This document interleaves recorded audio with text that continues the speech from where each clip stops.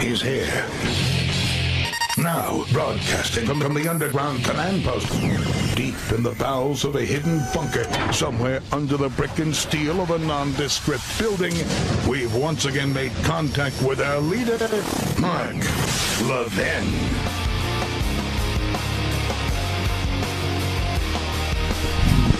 Hello, everybody. Mark Levin here. Our number, 877-381-3811, 877-381-3811. You know it's a slow news day, at least for the media, when they keep focusing on Jeff Sessions and Don McGahn, the president's attorney general and counsel to the president.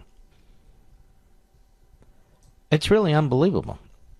I'll tell you what else is unbelievable. You've never seen Democrat presidents get this kind of coverage when they're thinking about removing cabinet officials, and you've never seen a Democrat president who felt that he had to relieve an attorney general from his or her position, have you? Because what's been done at the Justice Department, again, the more I look at it, is very troubling. And why does the nation, over half of the people in the country cannot name one Supreme Court justice, not one. Not a single Supreme Court justice. It's over half of the people in the country. And we're supposed to be all worked up about the White House counsel to the president. Will he stay? Will he go? When will he go? Why did he go? I mean, the interesting part is that he spent so much time talking to the prosecutor's office, but honestly, if over 50% of the American people don't know who's on the Supreme Court, in fact, can't name one justice on the Supreme Court, what this endless, it's so weird, the media in this country. It's just so weird what they focus on. It's just, I'll give you another example. I wasn't even going to start with this. Now I'm in the mood to start with this. This sickening race baiting by the left, by the media, by the sports media, by sports figures, by Democrats. It's just nauseating. Absolutely nauseating. And so Katie Pavlich over there at Town Hall, she pulled together a montage of Democrats talking about monkeying around or things of that sort, using the word monkey. Which now okay. Anyway, let's hit it. Cut 3, go. It's not as if it's just Republicans who have monkeyed around with elections in the past. Sometimes wait a minute, is that Obama? Wow. Monkeyed around with elections. Obama. He's not a self-hater, is he? Go ahead.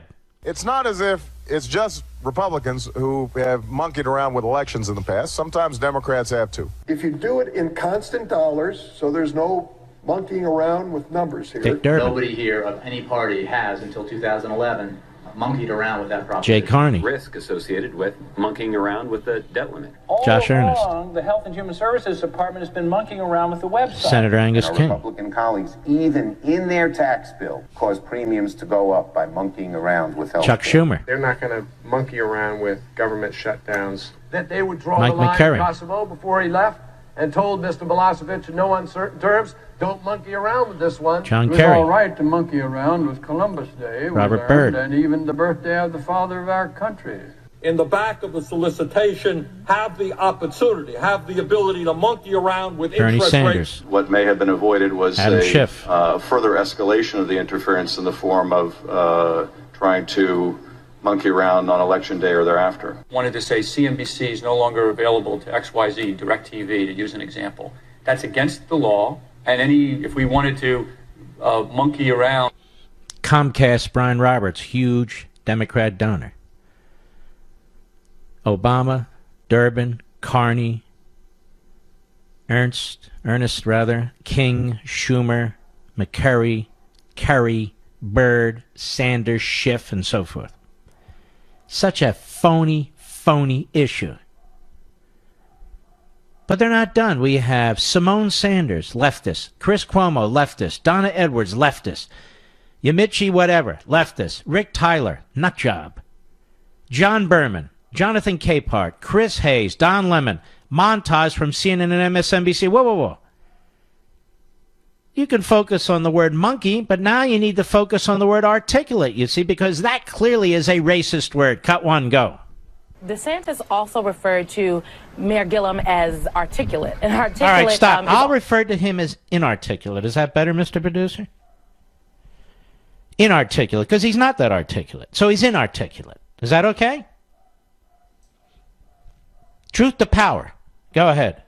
Thing that, frankly, some white people use to talk about black people because they do not expect them to be able to speak well. By the way, calling an African-American male articulate is also something that sounds a little bit like code to people. And he chose those words, the word articulate. I mean, I know, Michael, you and I, we're so tired of being described as articulate, okay? So the fact that you would call him articulate and say that he was performing well is, of course, in of itself racially charged. Well, Mika, there's no question that the juxtaposed articulate and monkeyed up, whatever that's supposed to mean, was maniacally stupid. He also went out of his way to say that Gillum isn't an articulate spokesman, another word that is sometimes used. Ask any of your black friends if they like to be called articulate in any context, and I guarantee you 9 out of 10 of them will say they really can't stand it. And in Florida, Republican Ron DeSantis accused of racism for calling his African-American opponent articulate. Articulate, yeah, popular slur disguised as a compliment, articulate, as if it's surprising when a person of color... Shut up, all of you idiots.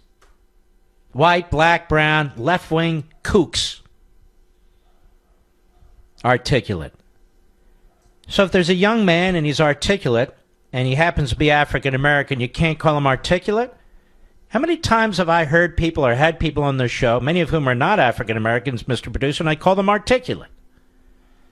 Okay, he's inarticulate. Is that better? And by the way, I don't think he's particularly articulate. That's right. I don't. But of course, Joe Biden. We can remember the word articulate as he applied it to Obama. Joe Biden is obviously a well-known racist. Cut 2, go. I mean, you got the first sort of mainstream African-American who is articulate and bright and clean and a nice-looking guy. There you go, there you go, there you go. At least 5 racist words in there, according to the left. Then there's Michael Steele. This guy is a whack job. Absolute whack job. The former chairman of the RNC over at MSNBC. He's a puppet. He's a puppet now over at MSNBC. He doesn't think for himself. Plays right into the line with Chuck Todd. Cut 4, go. Why didn't DeSantis get the benefit of the doubt? The assumption was that he was that he didn't misspeak, that it was 100% a racial dog whistle. Why? Is it because he's connected to Trump? He didn't get the benefit of the doubt from many people, including Fox News. Because he's connected to Trump. It's because it's how white folks talk about black men who are successful. You know, that you're so unbelievable. You've come full circle ideologically. It's how white folks talk about black men who are successful? Are you out of your mind? Go ahead. I heard that he's articulate, he performs well, you know, he's checking off those boxes. So when DeSantis was standing there, just show you how sick this comment is. After his successful primary bid, he's checking off the racist boxes. You are a disgrace, Michael Steele. You should be ashamed of yourself, but you won't. You won't be ashamed of yourself. You've turned a corner. You're over on the left. That's okay. Now you're out of the closet for everybody to see. Former great RNC chairman. Go ahead. Why do you have to describe him that way? You know, what makes him articulate? Yeah, what makes him articulate? Chuck, you are an articulate. I said he's not articulate. I felt he's inarticulate. The way he was talking, rambling on about socialism, rambling on about Medicare, rambling on about ICE and so forth. I don't find him articulate. I don't find many people on the left articulate. Nancy Pelosi, she can barely spit out 3 words in a row without her teeth chattering away. Schumer, inarticulate. There you have it. He's inarticulate. Go ahead. I mean, and you know, you perform well. Mm-hmm. Now, that says one thing. He said performed well at the debate. There were a number of people at the debate. He said he performed well. What do you think he meant, Steele? So you can't say somebody performed well at a debate? You can't say they're very articulate? You can't say don't monkey around and screw us up with socialism. Every single word evinces racism. These people are nuts. And there's Chuck Todd stirring the pot, prodding it on. He knows where Michael Steele, he knows where he stands now. Go ahead. Doesn't happen to a lot of white candidates. Doesn't happen to a lot of white candidates. But here's the rub. Who uses the term monkey things up? I mean, to be honest, I know about a monkey wrench. I heard of don't monkey around, but I've never heard that term used that. So you're not giving the benefit of doubt. No, I'm not, because that outrageous. Outrageous, Michael Steele. You're accusing somebody of being a racist. I bet you don't even know the man. Monkey things up, monkey around, same damn thing. Okay, so he should have said monkey around. That would have satisfied you still? No. Then you would have gone to the word articulate or the word successful. People are finding racism where racism doesn't exist. They are doing it purposely. They are undermining the unity that people have in this country, a diverse nation which is mostly united. These are very, very diabolical forces as far as I'm concerned. That's right. You want to hear a real Steele? Listen to Shelby Steele. Forget about this Michael Steele. I'll be right back. Mark Levin.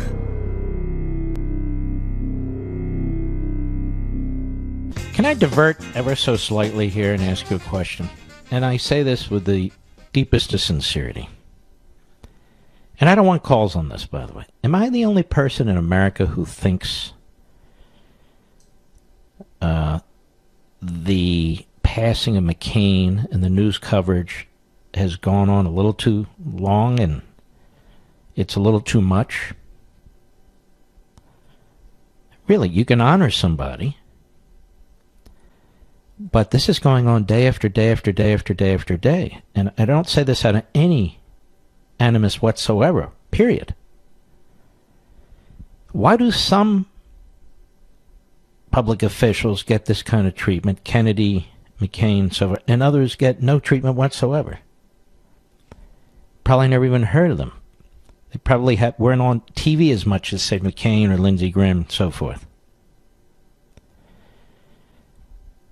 To me, the heroic part of John McCain has nothing to do with his service in the Senate and everything to do with his service in the United States military. And that's why he's a hero to the American people. What he did in the United States military and what was done to him and his bravery.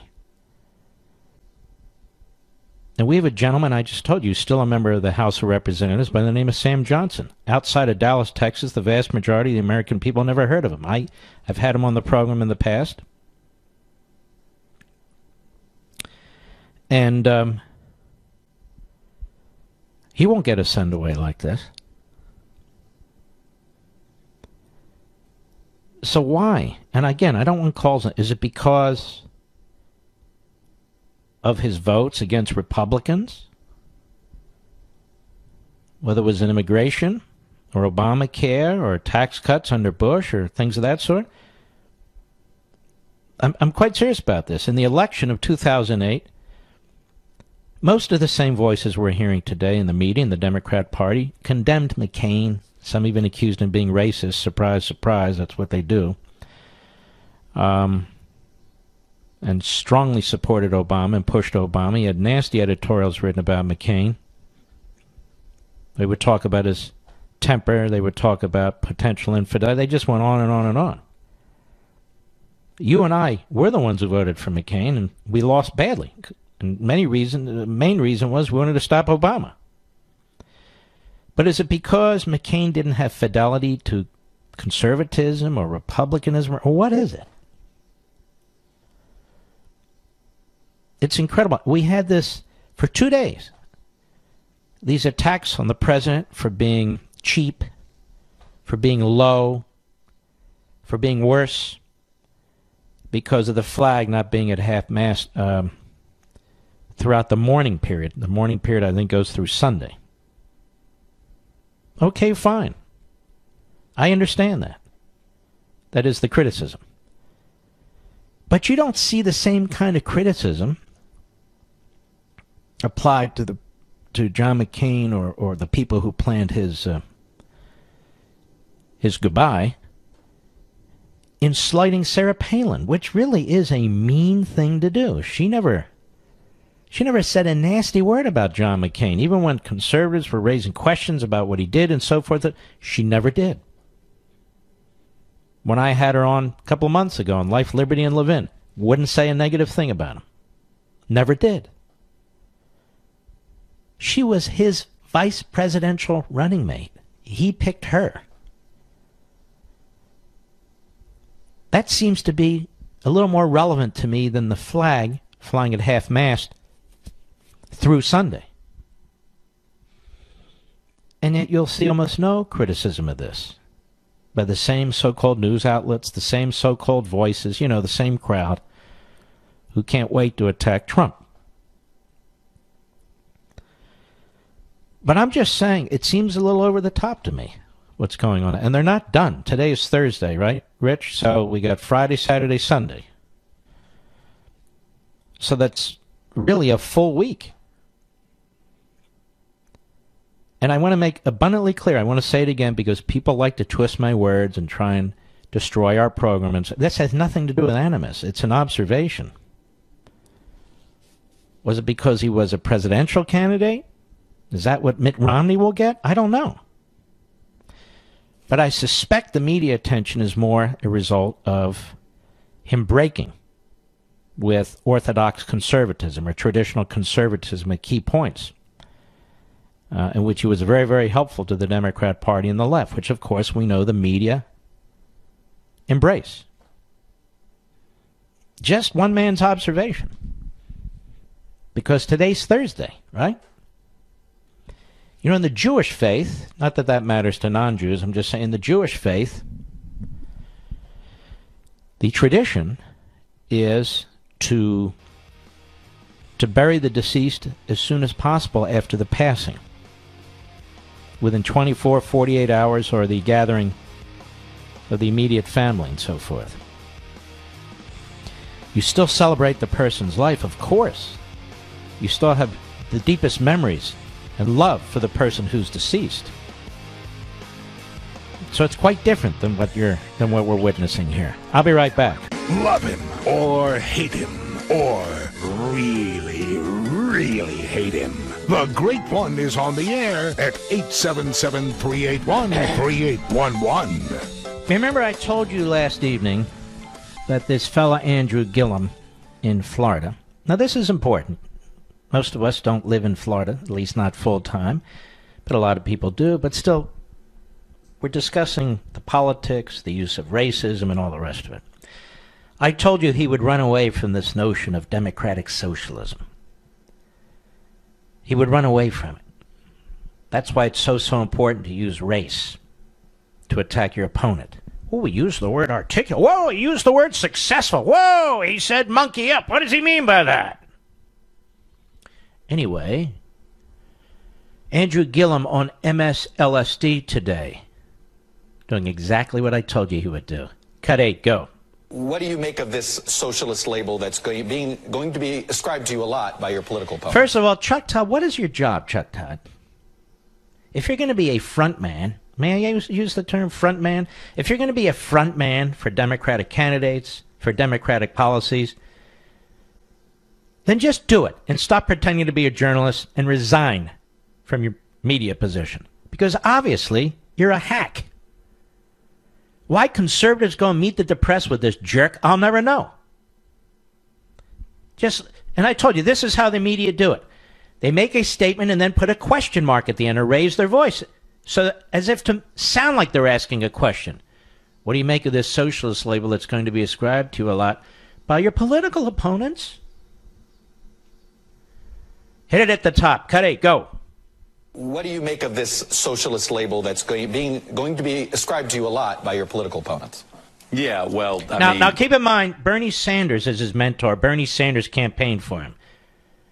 What do you mean by that? And there's no distance between him and Bernie Sanders. Bernie Sanders being an articulate old red, by the way. Go ahead. Didn't surprise you. It doesn't surprise me that the president is, again, creating fairy tales. President's not creating fairy tales. Are you a fairy tale? I don't think so. Have you not made comments that are consistent with Bernie Sanders? Did you not win as a radical leftist within the Democrat primary? Of course you did. And now he's trying to swing into the center, but he can't because his positions are radical.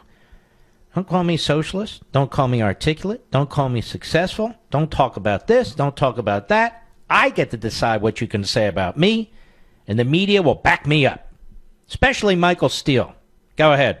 On his You Twitter do not feed, believe, he's you done do that not quite a describe to bit. being a socialist.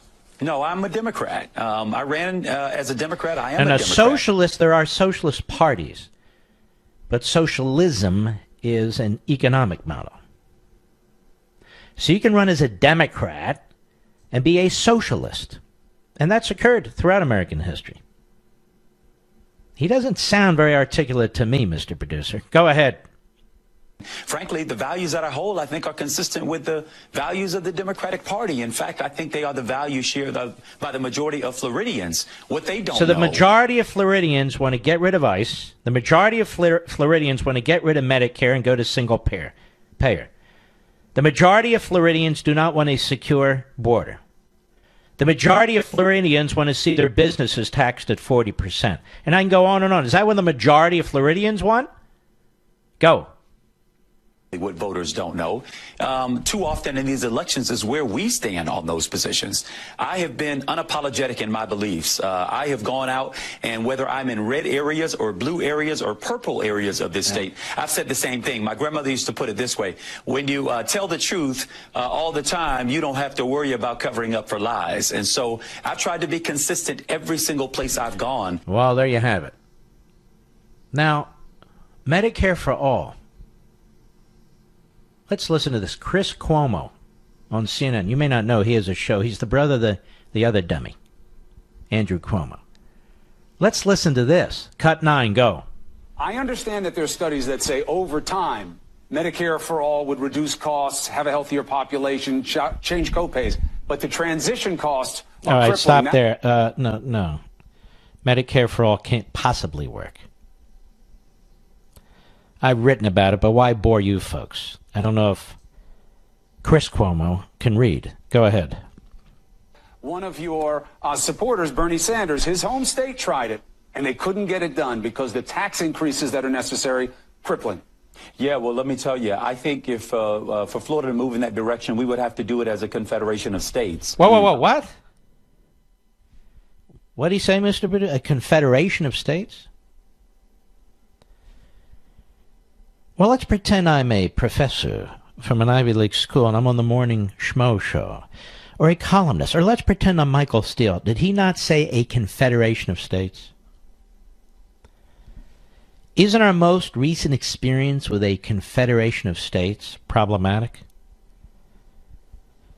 Was that a dog whistle or a bullhorn? What was that exactly? A confederation of states? Are you kidding me? Who talks like that anymore? A confederation of states. Go ahead. Not do it by ourselves solely here in the state of Florida, because it would collapse the system. We would only attract the sickest of patients, and it wouldn't work. But could you imagine if we could team up with the states of New York, California, Florida, maybe even Texas? New York, California. That's the way to go economically. Maybe you don't know this, sir, but your state is filled with people who escaped from New York and California and some of these other dark blue states that are more and more socialist and less capitalist. Go ahead. Illinois and other... there's one. Illinois has gone... This is great. I hope the people of Florida are listening. But he's not a socialist. No. Not a socialist. We need a confederacy of states. Wow. Go ahead. Thinking states and bargain on behalf of the citizens. There you go. So we need a confederation of states to get together. New York, Illinois, California, states like that are economically bankrupt due to the profligate spending by the Democrats. Pensions out of control, immigration out of control, taxes out of control, regulation out of control, people escaping to states like Florida and Texas and so forth. And he said, no, you don't understand. We need a confederation of states. Now that phrase, confederation of states, Now, we all know what he means. No big deal. But if I'm of the mindset that using the word successful or articulate or even monkey up as opposed, like a monkey wrench or something in the system, if those are racist dog whistles or even bullhorns, then what does the phrase Confederation of States mean? What does that mean? A collection of states. Oh, no. If you're the head of the Democrat Party in Florida, and if Ron DeSantis had dared to say that, you would accuse him of racism. And it would be bouncing all over MSLSD and the Constipated News Network, CNN. Be bouncing all over them. Did you hear what DeSantis said? Confederation of States. We tried that once. That didn't work very well, did it? No. Well, what's he trying to do? It's a dog whistle to all the racists in the Republican Party. Really? I don't think so. Because you don't think. You don't know what it's like. All right. I'm just so sick of this. Sick of it. And I'm sick of people who claim to be conservatives and Republicans or even right of center who don't stand up to this, who don't speak out against this. Now, on Sunday, Labor Day weekend, as you know, we're going to replay on Life, Liberty, and Levin, or at least I asked them to at Fox, my interview with Shelby Steele. Forget about Michael Steele. Forget about all these frauds and phonies all over MSLSD and the Constipated News Network. Forget about all of them. They are mouthpieces. They are paid mouthpieces. White, black, red, green, brown, whatever. Forget about it. Listen to a truly thinking man, a scholar, who's delved into these issues of race, issues related to it. He doesn't make any excuses for slavery or segregation. Repugnant and contemptible. And neither do any of us, or should any of us. But he has the gall to say people need to think for themselves. People don't think as part of a group.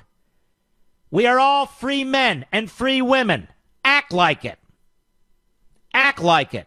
Instead, we get these mental midgets all over TV stirring the pot, trying to divide the nation, trying to undermine the unity of a diverse nation, the most magnificent society on the face of the earth ever, with the most diverse population imaginable.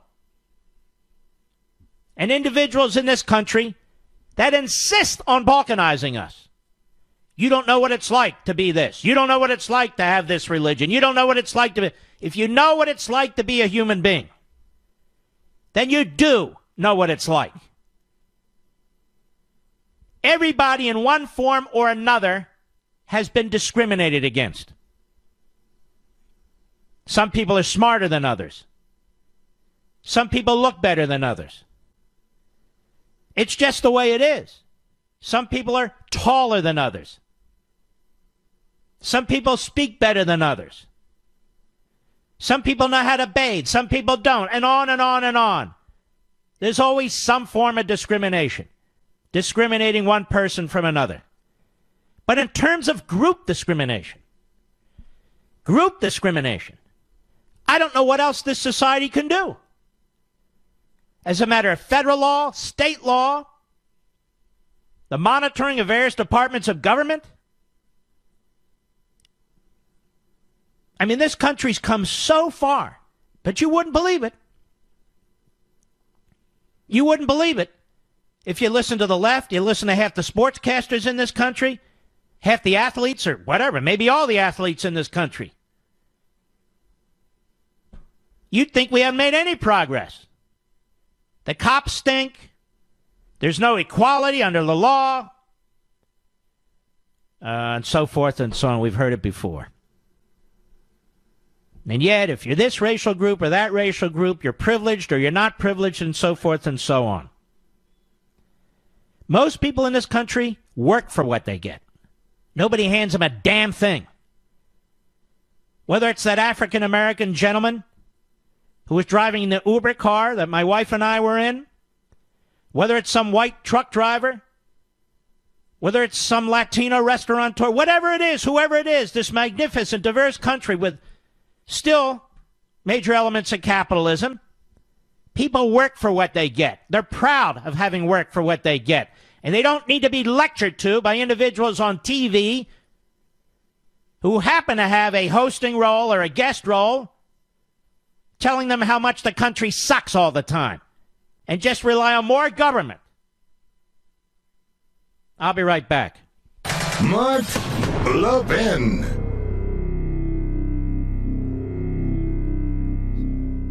It was never my plan, quite frankly, throughout the day to discuss this for an hour. Never. But frankly, folks, somebody has to give voice to rationality, to reason here. When it comes to the slinging and the sliming of people to try and shut them down, to try and threaten their reputations, to try and prevent them from speaking, prevent them from running for office. Well-to-do media personalities, well-to-do professors, well-to-do business people, well-to-do politicians, constantly trying to tear this country apart. The values that bring us together, faith, family, liberty, private property rights, the values that bring us together are under attack. And so when you seek to defend those values from those who are attacking it, the hardcore progressive left, you are inevitably accused of racism. Inevitably. Can you think of a single prominent conservative who hasn't been? Barry Goldwater? Milton Friedman? Ronald Reagan? John McCain, not particularly conservative. He was accused of it. You're not allowed to win elections. Of course, the current president. You're not allowed to win elections. You're not allowed to make the case for liberty. You're not allowed to make the case for capitalism, securing the border, lawful immigration, without having this mud. It's even worse, this sludge thrown at you, this toxic sludge to shut you down and shut you up. This phrase, white privilege, honestly, I hadn't heard of this phrase until the last 2 or 3 years. And again, Shelby still talks about this on Sunday's show. White privilege. You've got an enormous number of people in this country who are Caucasian, whatever that means, who have to break their ass every day to put food on the table. Every day. They don't complain. They don't squawk. Many of you, that's what you do. We have people who call this program all the time, driving 18-wheelers from one end of the country to the other. They're away from home 10 months out of the year to bring us goods and material to retail stores and so forth. When you hear phrases like white privilege or this phrase racism thrown around, things like that, this is intended to disrupt the civil society. This is intended to put an end to any serious discussion about any serious issue. Don't tell me I don't understand this or I don't understand that or you've never been this or you've never been that. The vast majority of us have never been the vast majority of anything. And when you start putting people in these boxes and then insist that they be in these boxes and insist on groupthink and group identification, you don't understand Americanism. You don't understand the purpose of this nation. I've said it before and I'll say it again. We are an imperfect people, but we are a great people. And if you don't believe we're a great people, then you don't believe in America at all, quite frankly. You know, I can't stress enough that you must protect yourself from thugs who steal personal information. Email addresses, social security numbers, medical cards, passwords. Retailers are being compromised every day. Now, look, you can't stay vulnerable. That's why I switched to my ID Care, the best in the business. My ID Care covers you for the 9 types of identity theft, providing best-in-class service. With Tri-Bureau credit monitoring and dark web monitoring, it's the kind of comprehensive protection you need right now. And you can sign up at myidcare.com/mark and enter promo code MARK. My ID Care has taken care of Fortune 500 companies for years, but just recently made their protection available to consumers. Now, I switched in a heartbeat because their protection is stellar, and Tom Kelly, the CEO, is a genius at personal ID protection. Plans start for less than $10 a month, and only My ID Care offers a money-back recovery guarantee. Now, don't worry about identity theft anymore, neither should you. My listeners also get 15% off at myidcare.com/mark. myidcare.com/mark. That's right. 15% off. Learn more, and then let My ID Care take care of you. myidcare.com/mark. Enter promo code MARK.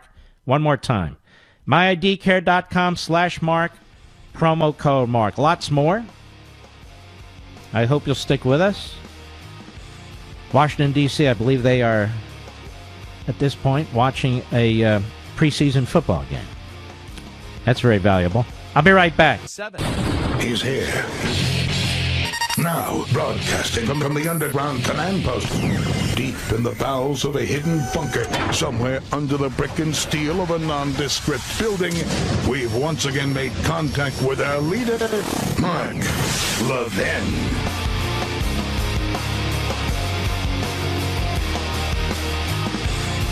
Hello, everybody. Mark Levin here. Our number, 877-381-3811.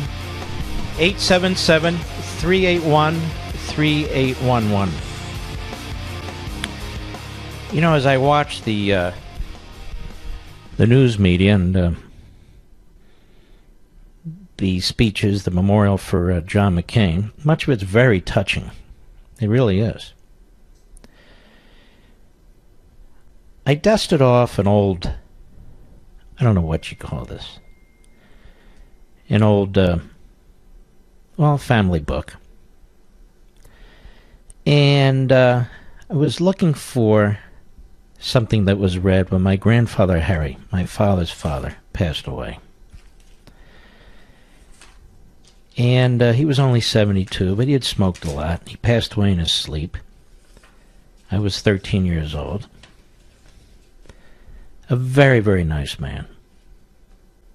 Wonderful man. Lived, I can't even say modestly, he actually was quite poor. And he grew up quite poor when his parents brought him to the United States. He was actually born in London on the way from Russia, and they came into the United States legally, and they settled in North Philadelphia. And nobody would ever know who he is today. There wasn't a lot of fanfare.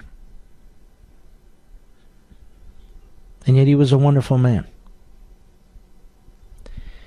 In World War I, he taught our troops how to ride motorcycles. And he would tell my father, as you know is now 93, don't ever allow your kids to ride motorcycles. Now, those of you who ride motorcycles, you'll disagree, but he saw a lot of ugly things back then, including his own motorcycle accident, where he spit up blood for a week. But the rabbi at the funeral was a very accomplished man. His name was Bertram Korn, Dr. Bertram Korn. He had a PhD, and he was a history scholar as well as a rabbi. Had a beautiful voice. And he didn't live that long either. He died in his 60s. And here's what he read. The entirety of what he read after he gave Jewish prayers. And it's entitled, When I Am Dead. This isn't meant to be maudlin or anything. Quite the opposite. I do not want a curious crowd to come with lamentations loud when I am dead, nor do I want my words and ways rehearsed by them with tardy praise when life has fled. I only want the very few who stood through good and evil too. True friendship's test, just those who sought to find the good, and then, as only true friends could, forgave the rest. I'd have them come, these very few, and drop perhaps a tear or two, and then, without a sob or moan, go softly out and leave alone my soul to rest. The author's not known. The author's not known. So modest. I do not want a curious crowd to come with lamentations loud when I am dead, nor do I want my words and ways rehearsed by them with tardy praise when life has fled. I only want the very few who stood through good and evil too, true friendship's test, just those who sought to find the good, and then, as only true friends could, forgave the rest. I'd have them come, these very few, and drop perhaps a tear or two, and then without a sob or moan, go softly out and leave alone my soul to rest. I remember asking the rabbi to see what he had read, and he had handwritten it. And I typed it up at 13. And I put it in this album, I guess you'd call it, which I'm reading from right now. It's been said before me that after 3 or 4 generations, the vast majority of us will not have really existed. No, I'm not talking about physically. Of course we existed. But will we be remembered? Will we be known? This is why family is so important. And the family unit is so important. More than government, more than ceremony, more than any of the rest of it. More than fame, more than fortune. Because if you are to live eternally on this earth, it's going to be through your family. If you're going to be immortal, it's going to be through your family. Not the media, not the rest of it. And so it's been said that other than 500 or 1,000 people who've lived on this earth since the beginning, the vast majority of us will have been forgotten. Will have been forgotten. Wonder what you think about that. Think that's true? Do you know who your great-great-great-great-grandfather was, or your great-great-great-great-grandmother was? Now, some of you do. I understand. But most of us don't. I don't. I really don't. People spend a great deal of time, and sometimes a great deal of money, through these various services trying to find out what exactly their roots are, right? Why are they doing that? Why are they doing that? They're looking for they're looking for meaning. They're looking for purpose in their lives. Who am I really? Where do I come from really? I've done it myself. We can only go back so far because my great-grandparents came here from Europe, from Russia, and or Ukraine. It just depends on the time when the Russians were conquering various parts around them. They've always been doing that. And so I've done that. I can follow a satellite picture. That's amazing. To the row house in North Philadelphia, where my mother's grandparents lived. My great-grandparents, who I met as a very young boy. They were in their 80s. At the time I met them, as a very young boy. I can track back to some extent my father's side. When I visit my father and mother, and I go into their home, there's a photo there of my father's grandparents. grandmother and grandfather. I stare at it all the time. That's why family is so important. Faith is so important. And those people who have a faith that tells them, you know, what happens after life, or for them, all faiths do, but if they really believe it and embrace it, I admire them. I admire them because they can handle that sort of stuff better than I do, I suppose. All right, we'll be right back. Mark Levin.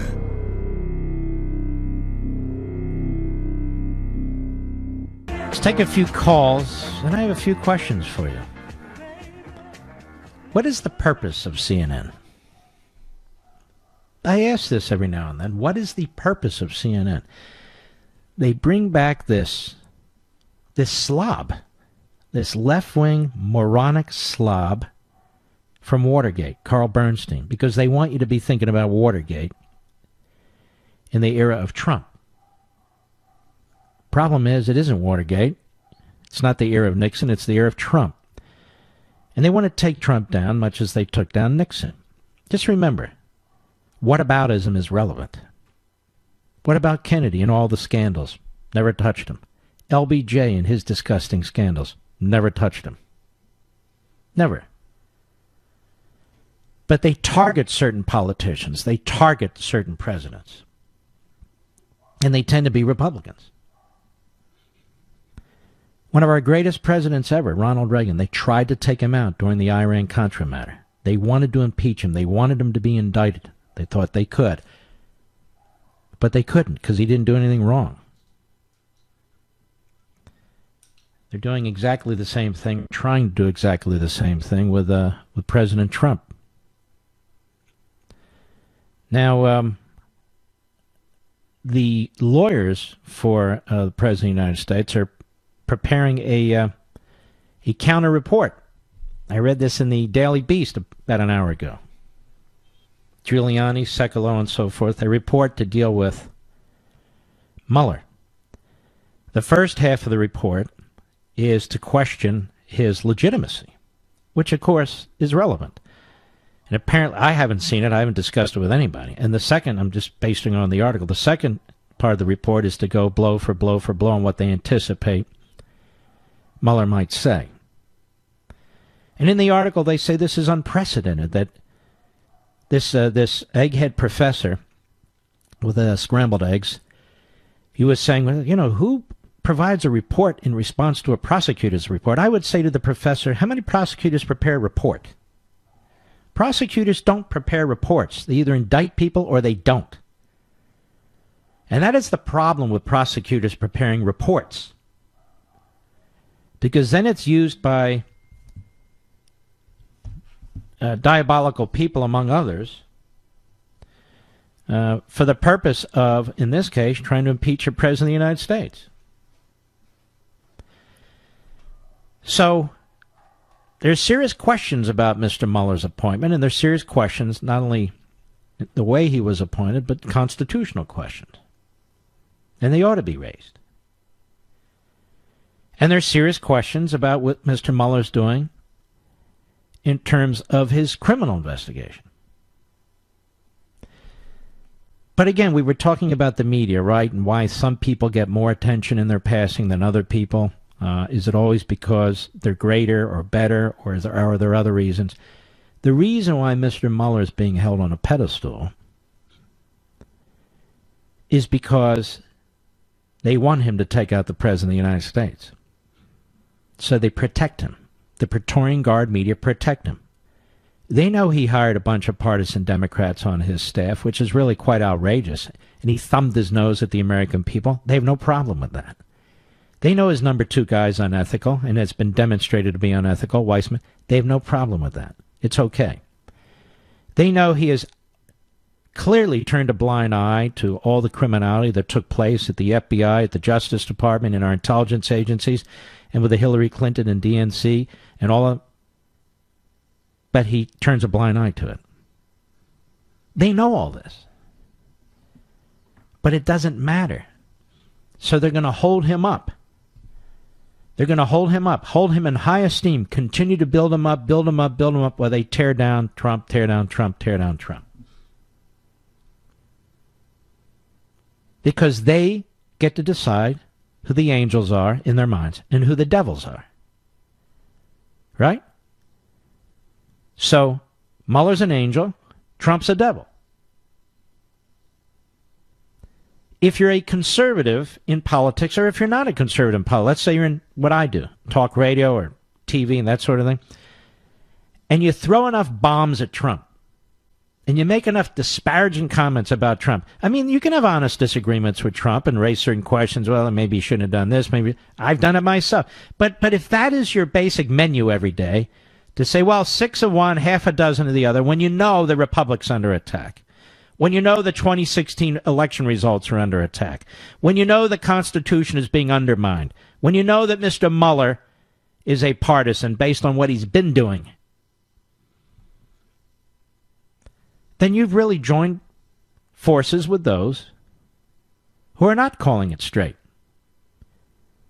because they want to be tapped on the head too and given a that-a-boy. At least that's a conservative who weighs things. That's a conservative who has an open mind. That's a conservative who's objective. And I'm not buying that for 1 second. I've told you these stories before. How many times I've been invited on these mainstream media outlets when I've criticized the president, say about the whatever is trade or this, that, or whatever. Mark, would you like to come on? They're not going to invite me to come on to defend the president. They're not going to, even more, they're not going to invite me to come on to defend the Constitution, to criticize the press, to criticize their claims of defending freedom of the press. They would never invite me to discuss that. Take a look at a couple of these people on MSNBC briefly. Guy by the name of Steve Schmidt. This guy was a top campaign worker for John McCain in 2008 for his presidential run. He has been a Republican operative for decades. That's how he's made his money. He is on MSNBC constantly making the most hateful, poisonous comments about Trump. One of the new hosts on MSNBC is somebody by the name of Nicole Wallace. Nicole Wallace worked on that same campaign, 2008 McCain. Was supposed to assist Sarah Palin. When the election's over, just trashed her. Just trashed her. And these people now, they're embraced in these various social circles in Manhattan and Washington, D.C. and L.A. You know, they're not dirty. They're not deplorable. These are really the good kind of Republicans. As a matter of fact, I think Schmidt or maybe the other one, Wallace, or maybe both of them say, you know, I'm not a Republican anymore. You can see the same thing with Scarborough. It's one thing not to be a Republican anymore based on principles, but these aren't based on principles. What principles? The Republican Party is supposed to represent, frankly, our founding principles. That's why it is in existence. And when it moves off that, people leave the Republican Party to criticize it. Fine. But if you're really a leftist or a Democrat or both, and you criticize the Republican Party, that's opportunism. These are opportunists. In other words, the Republican Party was never going to be the Democrat Party. At least it wasn't supposed to be. The Republican Party was never going to be a liberal party. At least it wasn't supposed to be. But the Republican Party was supposed to be and is supposed to be the place you go for our founding principles, right? And so the Mueller is held up as this angelic figure, and everybody who works for him, not scrutinized, not questioned, nothing of the sort. They have all these investigative reporters and so, not a thing. But every time the President of the United States tweets, they analyze every syllable. Or Ron DeSantis in Florida, you can't use the word successful or articulate or the phrase monkey up or anything. You must be a racist. You hit all the bucket items, all the bucket items. I'll be right back. The Mark Levin Show, where we create the talking points. Call in now, 877-381-3811. I won't be here tomorrow. And I won't be here Tuesday. It's Labor Day weekend, so I won't be here tomorrow. I won't be here Tuesday. I'm visiting family, and these are the times that I'm able to do it. I look forward to our event out in the Los Angeles area, KRLA. It's all sold out. You folks in the WMAL area, Washington, D.C., well, you can't hear me, actually. You're preempted by football, so there's no point. You've probably heard me talking about the recent censorship we've seen of conservative voices on social media. It's not enough for them to have a platform where people can debate ideas and share opposing views. The liberals have one agenda: to shut down conservative speech. They can't stand President Trump, and they try to shut down anyone who says a good word about him. Well, you know what we're all about on my shows, whether it's Levin TV, Life, Liberty, and Levin, or this show, and that's giving people the truth, no matter the cost. That's why we created CRTV. It's a completely separate platform where you can get uncensored content from hosts you trust. If you're like us, you've seen the writing on the wall, and it's time to start building this network and community of conservatives. We need you to be part of this conservative community. It's not going to keep growing if we don't have support from listeners like you. So we're giving everyone access to CRTV for 30 days absolutely free. So give us a call at 844-LEVIN-TV, and we'll have you set up in 5 minutes. That's 844-LEVIN-TV. Let's see here. Hold on one second. By the way, this is amazing to me. Household income jumps to all-time high. So household income jumps to all-time high. Consumer confidence is through the roof since the early 2000s. Unemployment is at historic levels, particularly for minorities. The GDP growth was actually 4.2% last quarter. Are you hearing any reporting on this? What a fantastic economy this is? Are you hearing anything about this? No, you're not. Or very little. It's part of the problem.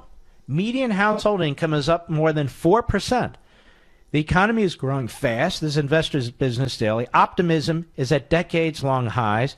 Not that you'd know it, since the press is too busy trying to drive President Trump from office. Inflation-adjusted median household incomes in July hit $62,450, according to the latest release from Cent-Year Research. That's the highest level since they started tracking this more than 18 years ago. Now, I can assure you, if this was taking place during the Obama regime, you'd never hear the end of it. And if you combine Cent-Year's numbers with annual census data, median household income is at all-time highs. More interesting is the fact that median household income has shot up more than 4% in the 19 months since Trump took office. It had been flat over the previous year and a half. Over the course of President Obama's entire 8 years in office, listen to this, median household income climbed a mere 0.3%, a third of 1%, Cent-Year data show. And you have these liberal propagandists and demagogues all over the media telling us any growth, any reduction in unemployment that occurred during the Trump administration is thanks to Obama. Oh, yeah, the economy is really coming out of the tank under Obama. Obama did nothing to help the economy, smothered it. Overall economic growth is accelerating as well after years of Obama-induced stagnation. Yesterday, the Commerce Department boosted its estimate of second quarter growth to 4.2%. That means average growth for the first half of the year was above 3%. And if it continues strong in the third quarter, as it appears to be the case, chances are we will see growth for the entire year at or above 3%. That would be the first time in 13 years. This, too, is a sharp turnaround that just happens to coincide with the Trump presidency. In Obama's last year of office, GDP growth was an anemic 1.6%. The growth rate dropped in each of the last 2 quarters of that year, and economists were everywhere telling the public that 2% was the best we could do. Perhaps that's why polls are showing the public's mood better than it's been in many years. Examples. The Investor Business Daily TIPP Economic Optimism Index surged to a 14-year high this month. The Conference Board's Consumer Confidence Index just reached an 18-year high. The Conference Board also reports that job satisfaction is the highest it's been since 2005. A survey by Express Employment finds that blue-collar workers are more upbeat about the direction of the economy than the general public. Whatever one's view of Trump, this is undeniably good news. After years of so-called unexpectedly underperforming growth, the economy is giving every indication that it's returning to its vigorous norm. But instead of heralding this news, the mainstream press either ignores, downplays, or tries to explain it away. As we noted in this space recently, this Investor Business Daily, the New York Times and others keep trying to claim that the current boom was simply the continuation of growth set in motion during the Obama years. There's a simple reason for this. The press is singularly fixated on bringing down Trump at all costs. Since good economic news will help Trump, it must be overlooked. That is exactly what's taking place. And it's not just Trump. Anything that shows that capitalism works and works well and works brilliantly for the vast majority of the American people needs to be trashed. Let me ask you this question. I ask a lot of questions, I know. Let me ask you this question. Why is there constant talk about socialism in the media and almost never talk about capitalism? Why is there constant talk about socialism in the media, but almost never talk about capitalism? Isn't that amazing? If you really think about it, that's pretty amazing, isn't it? And so if you don't talk about capitalism in the media, true capitalism, if you don't talk about capitalism, true capitalism, in our public school system, if you don't talk about capitalism in universities and colleges, well, the only talk is to trash it. That explains in significant part why so many people reject capitalism. Even though if you look at it, there's so much to celebrate.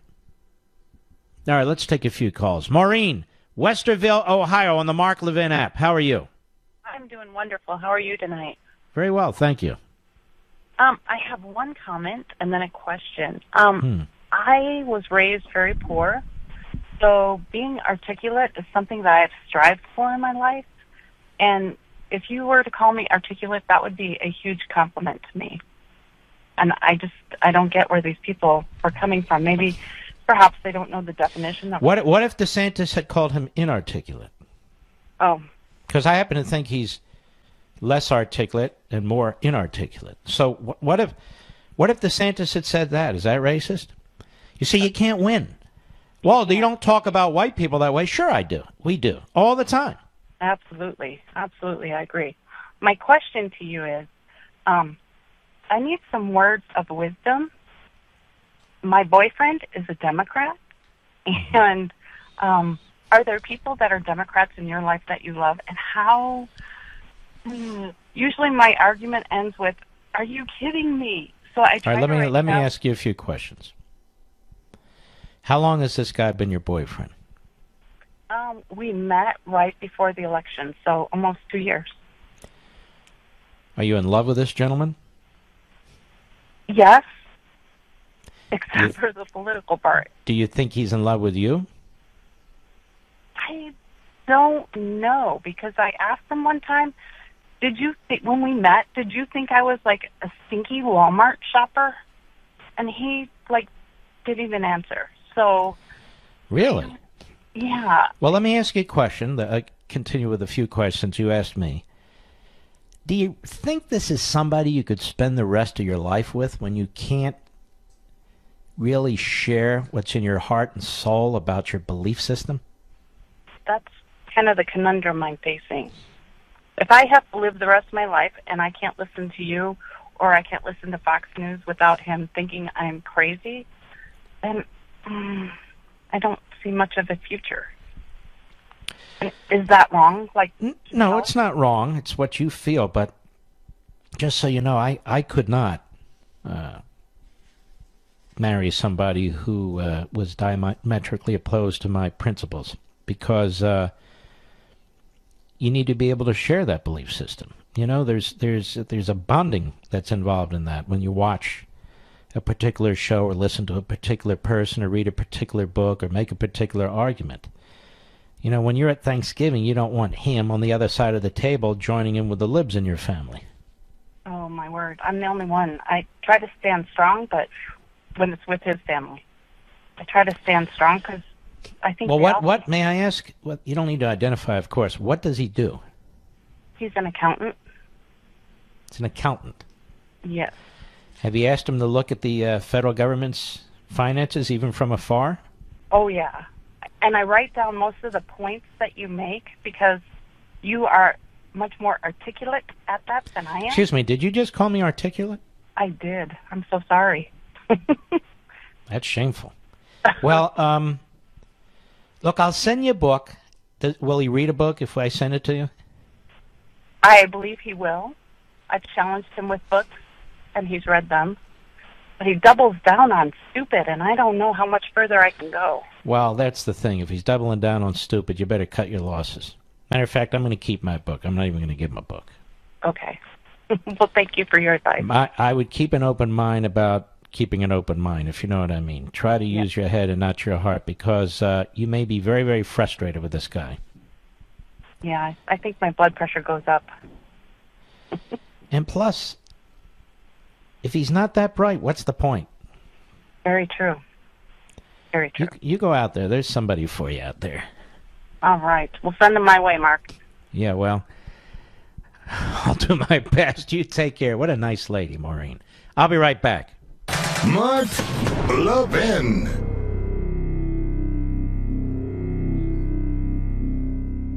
Casper was created with one goal: deliver a great night's sleep at an incredible value. The team of engineers and designers at Casper work nonstop researching, prototyping, and testing all their mattresses based on how different people sleep. The Casper mattress has a unique combination of foams that provide the right pressure relief and alignment, so you feel perfectly balanced and comfortable. And the breathable material guarantees you sleep coolly. Plus, the mattresses are built to last for years. Try Casper yourself for 100 nights risk-free. They ship it to you for free in a compact box. And if you don't love it, they come pick it up and refund you everything. No questions asked. See for yourself why Casper has over 35,000 five-star reviews and counting.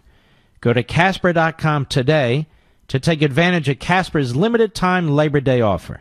Say goodbye to summer with 10% off any order with a mattress. Casper.com, terms and conditions apply, and see the site for details. Again, based on reviews of all Casper products across Casper, Google, and Amazon. Top rated. It's a great mattress. Gil, Tucson, Arizona, the great KNST. Go. Mark, good to be speaking to you, sir. You were talking about social media being attacked because conservatives are on it. I got my notice today from Facebook because I had to register, because I support our President Trump, because I have a constitutional conservative voice on my Facebook page, and now I have a code I have to put in because they say it's political, national issues, so I had to register with the thought police at Facebook, Mark. Well, there's a solution, you know, and that's to get off Facebook and try one of the others. You are absolutely right, Mark, and I am going to find another place to express my constitutional voice and, speak with people of like mind, because this is an Orwellian world we are heading into, and whether you're articulate or not, Facebook should not be monkeying around with... All right, sir. Thank you. Got it. Greg, our buddy Greg, Ocala, Florida, the great WSKY. How are you, my friend? I'm fine, Mark. How are you? Great. Thank you so much for taking my call. You bet. I'm going to throw a little curveball into the storyline. I just wanted to share with you and the listeners something that I went through, experienced 13 years ago in Crawford, Texas, when they were protesting at President Bush's ranch. Mm-hmm. First day I was in town.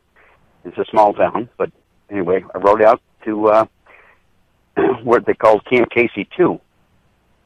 They had a big tent, 300 foot long at least. And whatever. And George Soros paid for it, and they didn't make any bones about it. But I got out there, and I was told, I went and knocked on the door of a CNN truck. They had parked at the end of the building, tent, and a guy came out, and I introduced myself and handed him a picture of my son, Justin, and everybody, Greg is a Gold Star father. Everybody doesn't know. Go right ahead. I'm sorry, Greg. Okay. No, you're fine. And so I flipped it over, and I gave the legend of the flag was on the backside in a news article of the Orlando Sentinel.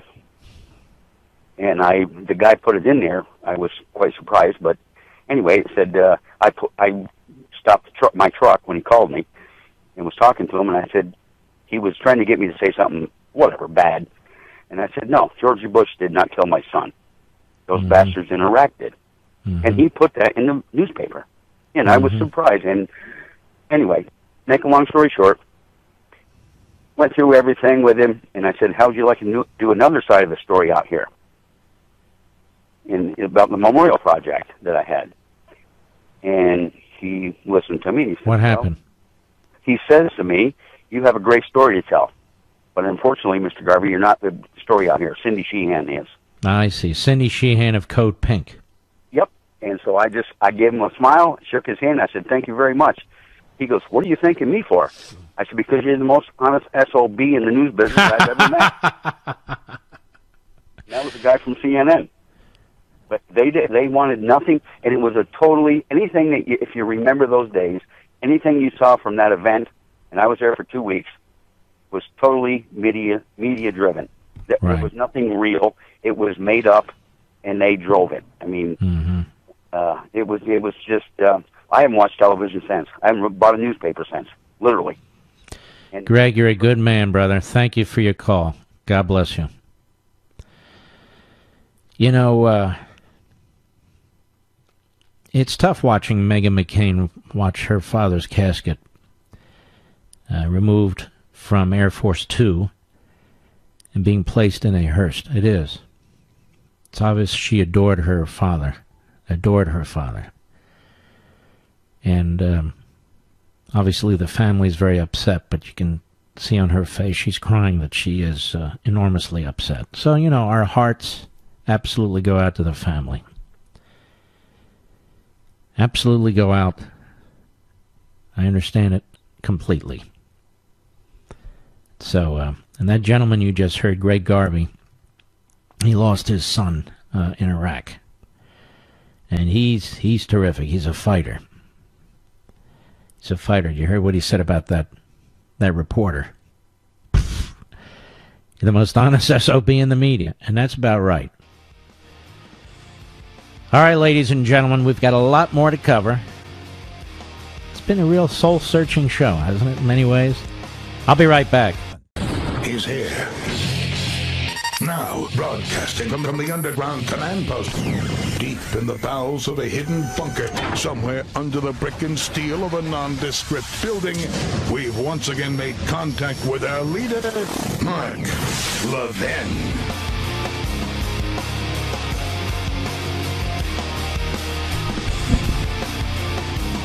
Hello, everybody. Mark Levin here. Our number, 877-381-3811, 877-381-3811. It's interesting to watch the rewriting of history in some cases, as in the case of Joe Biden.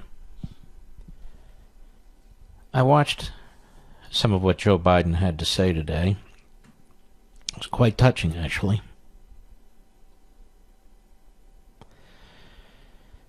But I remember Joe Biden, the real Joe Biden. I remember what Joe Biden did to Robert Bork, one of the smartest, most unbelievable legal minds this nation has ever known. I saw as Joe Biden led a mob with Ted Kennedy, among others,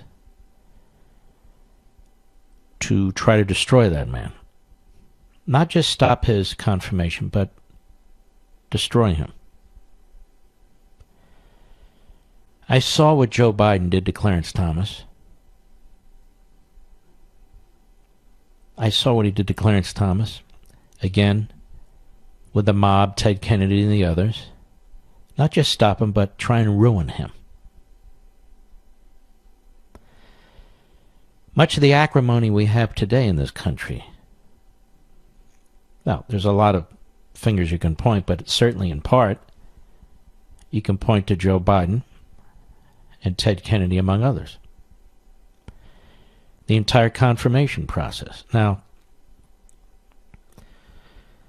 when you're listening to the politicians speak to each other, and then when you're listening to the media speak to each other, and then when you watch this ceremony with John McCain, which is quite touching, and they talk about bipartisanship and unity, and they talk about the different era and so forth. I want you to watch what takes place next week to Judge Kavanaugh. Now, I have no problem with serious questions being asked of a nominee to the United States Supreme Court. I mean, this is it, right? Then they serve for life if they're confirmed. Nobody's talking about that, but that's not what's taking place here. They want to destroy this guy before he even gets to Capitol Hill. They are using every delay tactic they can think of, every smear tactic they can think of. They're joined by the New York Times and CNN and the Washington Post and the rest of the mob. The golden age of journalism, of course. And I want you to watch. And we'll discuss it next week. Because you'll see how so many of these politicians are full of crap.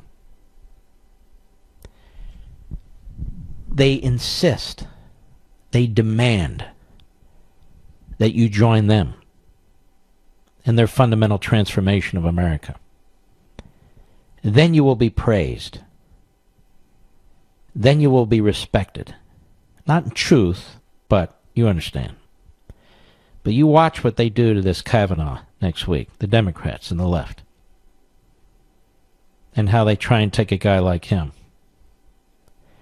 and turn him inside out, as they do with so many solid citizens who are conservatives, who also have a right to serve in public office at the request of a president who's duly elected.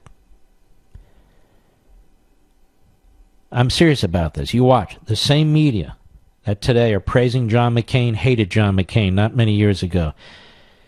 But now they love him because they're using him to attack Trump and so forth and so on. But that's what the media are. That's what the politicians are. That's not what goes on in the real world. This Brett Kavanaugh will be viciously attacked. Matter of fact, they're plotting right now, as they're talking about bipartisanship and a bygone era and reaching across the aisle. And by the way, the Republicans are talking about it. The Democrats, they say it, but they have no intention of doing it. These same people, next week, you'll see the fangs growing out of their mouths, the nails growing longer on their hands, the saliva dripping from their chins as they question this Kavanaugh. You'll see that their comments today will prove to be bogus. And it is also amazing, isn't it, when they talk about how our politics is divided. Well, who are the politicians? Who are the people practicing politics? Who are the people or the surrogates for the politicians and so-called reporters for the politicians, right? If we're divided, it's due at least in large part to them. But you wouldn't know it. Now, the president is in Indiana, Evansville, Indiana. A planned rally. And he's going to be at this rally at the same time the procession is moving toward Capitol Hill, where John McCain's remains will lay in state for, I believe, 24 hours. And this isn't even a prediction. This is a fact. You watch how the media use that as an occasion to attack the president.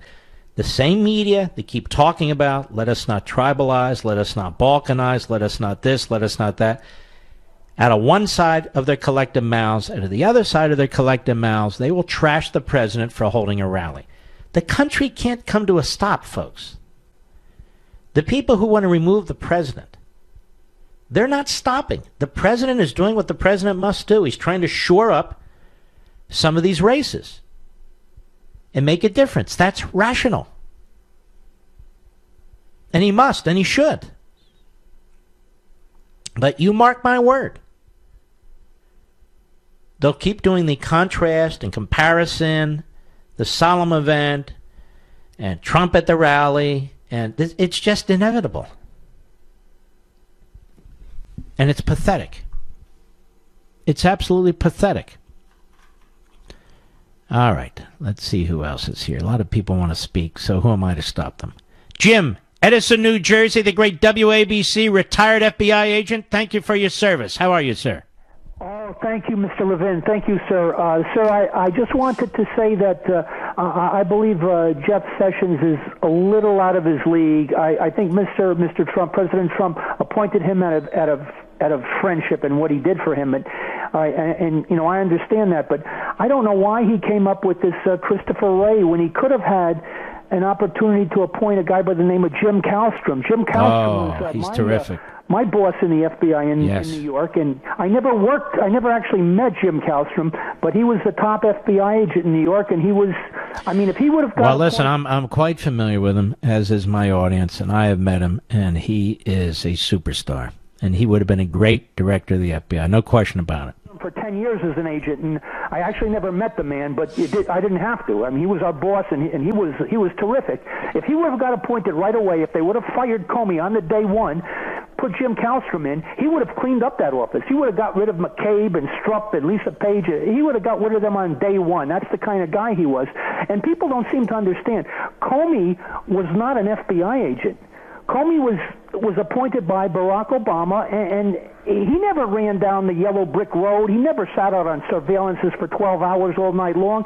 He was just a person that was appointed. I guess Mueller pushed for him, but he should have never been director. It should have been Jim Kallstrom right away, and, you know, all I could say is, I mean, I never met Kallstrom myself, even though I worked in. I saw him once in the office, walk by our squad, but I actually never shook hands with him, never met the man.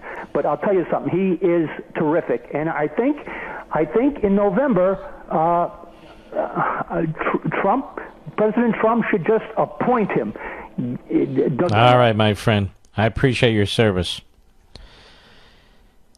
Washington Post. Somehow I have their app, and I can't get rid of it. It just keeps popping up on my iPhone. Here's their headline. Trump administration plans to cancel all U.S. funding of the United Nations aid program for Palestinian refugees.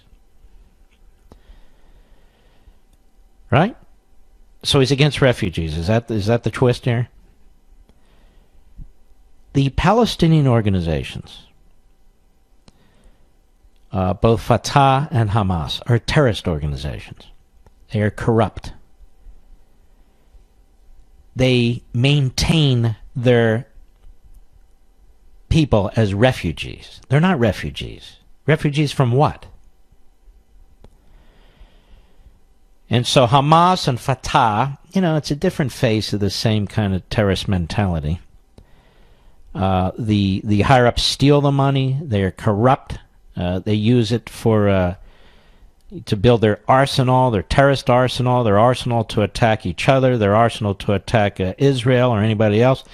And what I'm saying is there's a reason why the administration is doing this. And yet the text that goes out from the Washington Post is thoroughly deceiving. They're cutting funding for Palestinian refugees. Why is that? And who are these refugees?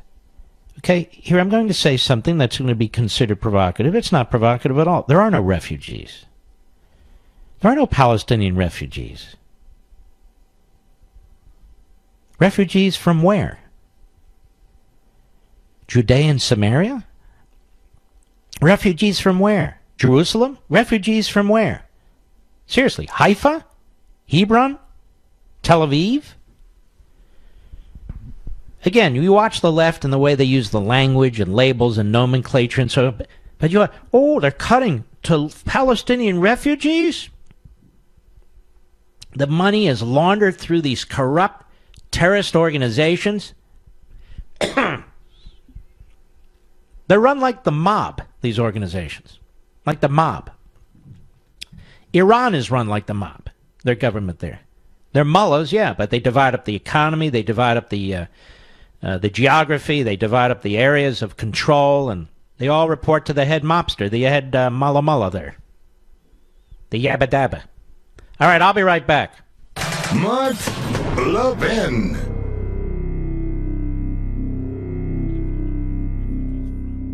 Let's go to Pat in Philadelphia, Pennsylvania, the great WPHT. Go. Good evening, Mark. Yes, sir. 10 years. 10 years on the 15th since I've been listening to you. Thank you. And I have got a thorough education Thank you. on the Declaration and the Constitution and what it actually means when it's functioning. And you know, Pat, I went to Temple University, and I didn't learn any of it there. Just wanted you to know. Go right ahead. And it's exceptional. Well, thank you. It really is. So what do you have for us? It's an A+, baby. That's the way Thank it you. is. Okay. By the way, what part of Philadelphia are you from? I'm in a little place outside of Philadelphia called Glen Olden. I know where it is. I know where everything is around there. Flyover country. Yeah. Literally. All right. What do you got for us? Meritopia, which I consider to be your best political philosophy book that I've ever read. Thank you. You give attribution to Charles de Montesquieu for his book, Spirit of Law. Correct. And did you have access to the 1,200-page behemoth? It's on my desk. I read it from beginning to end. And by the way, so did most of the framers. They cite it often. It's actually cited, some of what Montesquieu wrote in that book, in the Federalist Papers. Did you know that? Yes, I did.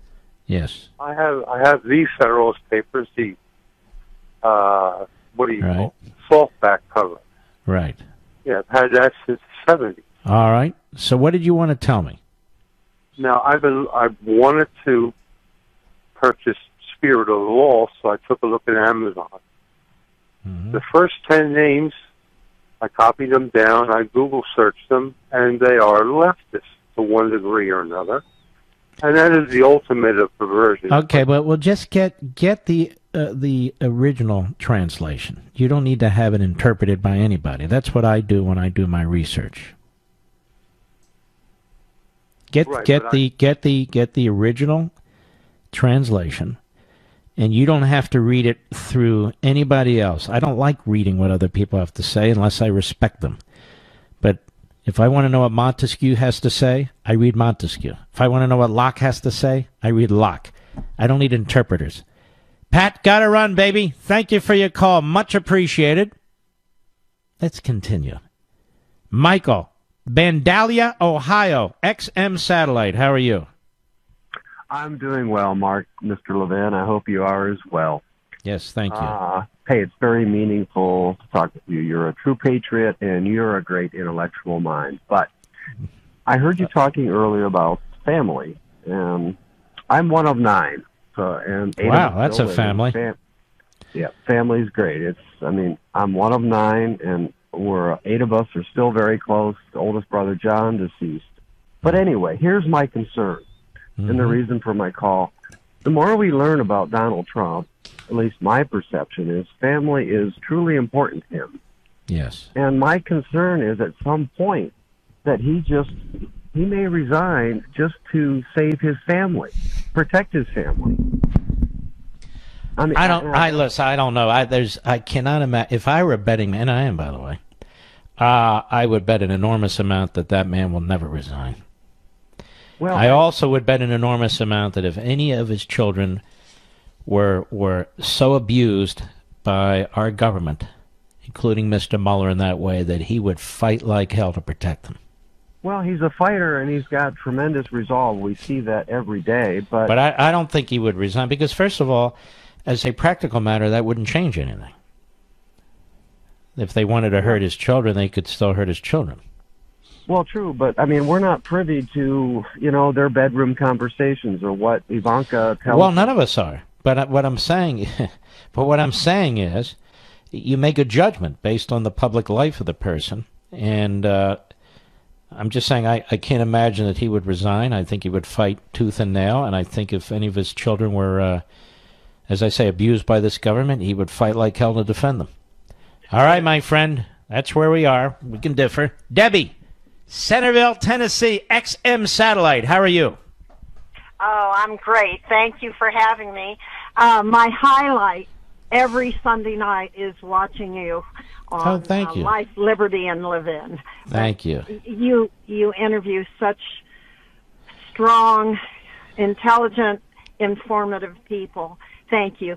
But my concern, and it has been ever since I had the good fortune of going to Israel on December 5th, one day before Mr. Trump announced the embassy to Jerusalem. And I got to go to the Yad Vashem with my group. And, of course, can you hold on? Can you hold on a moment? We're going to carry you over the bottom of the hour. Unfortunately, the clock is a little faster than my eyes, so I didn't watch it carefully enough. So hang in there, Debbie from Centerville, Tennessee. We'll be right back. This is very important. Every time you go online, your internet provider and advertising companies can track what you do and sell your personal information without your permission. You don't even know it's taking place. Plus, the NSA is gobbling up information without your permission. You don't even know it's taking place. So how can you protect yourself? Well, computer experts recommend using a VPN. The software I use, called ExpressVPN, makes it super easy for anyone to stay private online. That's why I said this is important. They are rated the #1 VPN service by TechRadar. These days, I don't use the internet without ExpressVPN. ExpressVPN's apps take just minutes to set up, and afterwards they run seamlessly in the background of my computer and smartphone. You install the program, then turn on ExpressVPN protection with a single click. It couldn't be easier. ExpressVPN secures and makes anonymous your internet through data encryption and hiding your IP address. That means nobody can record or access your online activity. So if you want to protect yourself from hackers, spy agencies, and your ISP, visit expressvpn.com/Mark. That's Express, EXPRESS, VPN.com/Mark for their special offer. 3 months free with a 1-year package. 3 months free with a 1-year package. And this super privacy protection. You really need to do this. Don't risk your online data any longer. Visit expressvpn.com/Mark today. All right. As you know, the other day, we Levinites here, we decided to rally around retired Lieutenant General Mike Flynn. And I'm very angry about what's happened to him. And then I see that this guy, Peter Strzok, who's fired for cause, who tried to interfere in our election, tried to elect Hillary and defeat Trump, that all these leftists, they set up a GoFundMe account to fund his defense. And I got to thinking, now wait a minute. Mike Flynn loses his house. He loses his money. He's broke. He has to move to Rhode Island from Northern Virginia. He's living on a military pension. What the hell is this? We, patriotic Levinites, need to step up. And by the way, we still need to step up. And here is the site, MikeFlynnDefenseFund.org. It's up on Mark Levin Show Facebook, Mark Levin Show Twitter. All the Levinites out there, we've got to give him the support that he needs financially. MikeFlynnDefenseFund.org. You can go there right now. And so his brother, Mike Flynn's brother, Joseph Flynn, reached out to us, and he wanted to come on the air. And so, brother Joseph Flynn of Mike Flynn, how are you, sir? I'm doing very well, Mark. Thank you very much for having me. Very honored to be here today. It's my pleasure. Tell us, tell the Levin audience what's going on. Well, first thing I do is I want to absolutely thank you and thank all of your listeners for the unbelievable outpouring of support that we've received in the last really 48 hours since you first made that announcement. We were a little bit caught off guard, but we were unbelievably humbled by the massive amount of support that we've received. The letters, the emails, the prayers. It's just overwhelming. We were very quiet with this. My sister and I. Mike comes from a family of 9 children. I'm the youngest of 9. Michael is the middle child. Myself and my sister Barbara really pushed him into creating this legal defense fund, which he kind of went into kicking and screaming because he didn't want to go out and with his hand out for this. Once we got it set up, we did it very quietly, unlike other people who went to the press immediately. We did it very quietly last September, and it's been a pretty good. We've gotten pretty good support, but until you announced it on your radio show, it just exploded, and I can't thank you enough, and I can't thank your supporters enough. Well, it's our honor. We have great patriots in this audience. Great patriots, sure activists. They are very concerned about what's happening in this country, and they are very supportive of your brother. And I hope you'll let him know that we understand this is an enormously difficult time for him and your family. And I'll tell you, what happened was, I said to Mr. Producer and one of our wonderful IT guys, I said, go find me the Mike Flynn Fund. Yeah. There's all kinds of stuff out there. I said, find me the right one. And they said, it's this one. And we found you, the Mike Flynn DefenseFund.org, MikeFlynnDefenseFund.org. And that's the one. That's the one. hope. No. Yeah. Go ahead. No, we appreciate it, Mark. Listen, something like this was never expected. No one ever prepares for this type of onslaught or legal onslaught that you go through. This is the last thing on earth that a 3-star general who dedicated 33-plus years of his life fighting overseas wars, revolutionizing the way intelligence is gathered during wartime. I mean, this guy is an American hero. He's been through a very, very difficult time, unexpected time, and the outpouring of support certainly that we've gotten from many people has been humbling. We're a simple family. We're a military family. My dad was military. We have several members of several members of our family that are still active duty. So this is just something we didn't expect, and the help and support that we're getting is wonderful. The one thing I can tell you is, Mike comes from a very tight-knit family. We're 9 brothers and sisters and 22 or so grandchildren that have rallied around him, and most importantly, his wife, who has been his sweetheart since they were 15 years old, and his sons and his grandchildren. That is what has kept him strong through this very difficult time that we're going through. Well, I hope he knows he's got an infantry of patriots behind him here, and to keep his chin up, because look, the prosecutor can't silence me, and he can't silence every family member, and all I can say is we know exactly what's taken place here, and we're quite outraged by it as a people. So, and I would encourage my audience to keep up the support as best they can. MikeFlynnDefenseFund.org, MikeFlynnDefenseFund.org. Whatever you can contribute is important, and we appreciate it, Joseph. Anything else? No, thank you very much for having me. It was hard for me to get on board on the phone with you guys yesterday. It's hard to get on your show, so many people calling in. And I appreciate your friends reaching out to me to set this up. The one thing I can say is that General Flynn is quiet now, but that silence won't be forever. General Flynn is not going away. General Flynn is a patriot.